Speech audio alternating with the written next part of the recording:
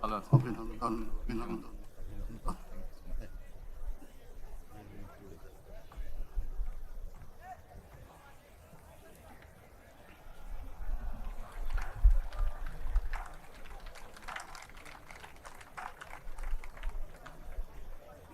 মাননীয় রাষ্ট্রপতি মহোদয়, মাননীয় প্রধান উপদেষ্টা, মাননীয় নবনিযুক্ত প্রধানমন্ত্রী, মাননীয় প্রধান বিচারপতি, মাননীয় উপদেষ্টাবৃন্দ, জাতীয় সংসদের মাননীয় সদস্যবৃন্দ, এক্সেলেন্সিজ, ঊর্ধ্বতন সামরিক ও বেসামরিক কর্মকর্তাবৃন্দ, অভ্যাগত অতিথিবৃন্দ, মিডিয়ার সদস্যবৃন্দ, সম্মানিত সুধীমণ্ডলী, 4 ফাগুন 17 ফেব্রুয়ারি তারিখের এই অপরাহ্নে এক শুভ অবসরে আমরা সমবেত হয়েছি একটি ব্যতিক্রমী পরিবেশে বাংলাদেশের নতুন সরকার গঠনের লগ্নে।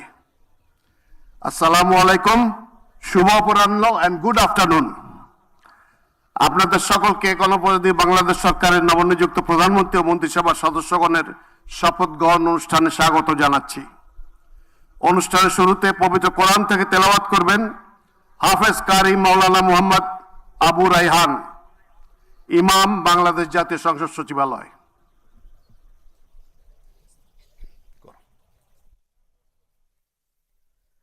أعوذ بالله من الشيطان الرجيم. بسم الله الرحمن الرحيم.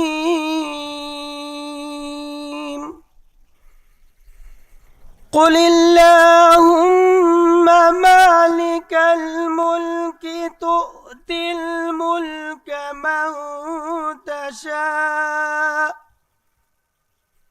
وتنزع الملك ممن تشاء وتعز من تشاء وتذل من تشاء بيدك الخير إنك على كل شيء قدير. صدق الله العظيم.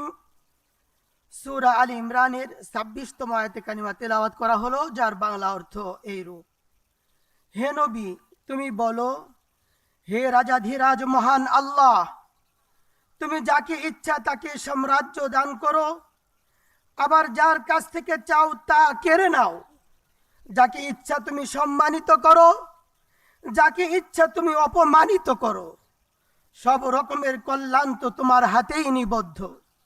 নিশ্চয়ই তুমি সব কিছুর উপর একক ক্ষমতাবান। বারাকাল্লাহু লানা ওয়া লাকুম ফিল কুরআনিল আযীম। আসসালামু আলাইকুম ওয়া রাহমাতুল্লাহ।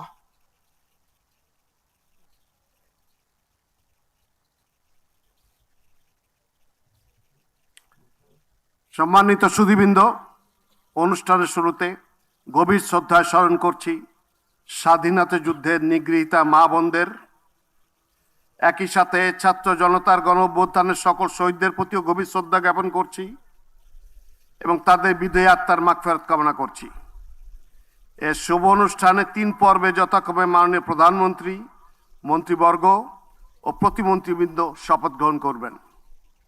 সম্মানিত সুধীবৃন্দ, গত 12 ফেব্রুয়ারি 2026 তারিখে অনুষ্ঠিত ত্রয়োদশ জাতীয় সংসদ নির্বাচনের ফলাফলের ভিত্তিতে গণপ্রজাতন্ত্রী বাংলাদেশের সংবিধানের 56 অনুচ্ছেদের 3 দফা অনুযায়ী রাষ্ট্রপতি ত্রয়োদশ জাতীয় সংসদের সংখ্যাগরিষ্ঠ সদস্যের আস্থাভাজন সংসদ সদস্য জনাব তারেক রহমানকে গণপ্রজাতন্ত্রী বাংলাদেশ সরকারের প্রধানমন্ত্রী পদে নিয়োগ দান করেছেন।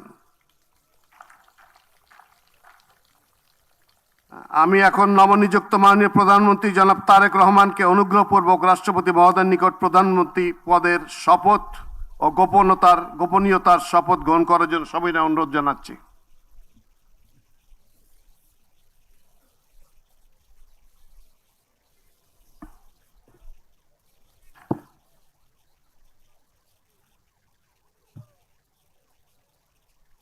নবনিযুক্ত মাননীয় প্রধানমন্ত্রীর শপথ পাঠ পরিচালনা করার জন্য রাষ্ট্রপতি মহোদয়কে বিনীত অনুরোধ জানাচ্ছি।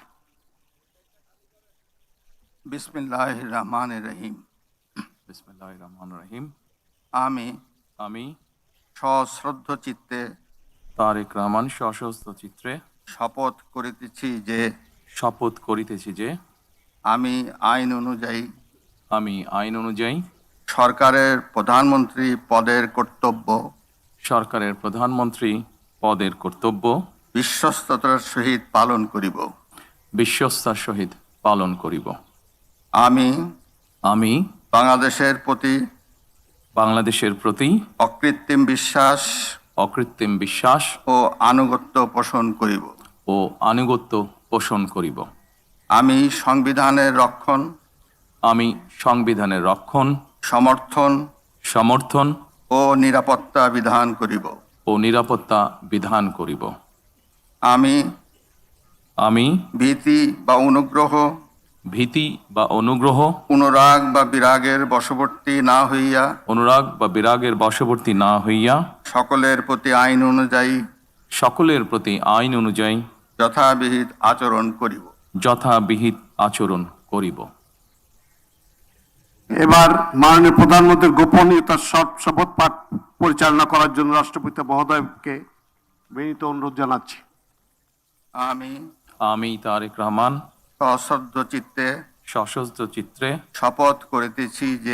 শপথ করিতেছি যে সরকারের প্রধানমন্ত্রী রূপে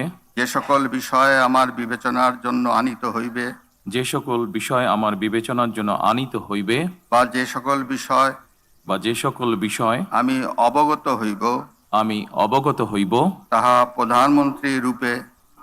প্রধানমন্ত্রী রূপে যথাযথভাবে আমার কর্তব্য পালনের প্রয়োজন ব্যতীত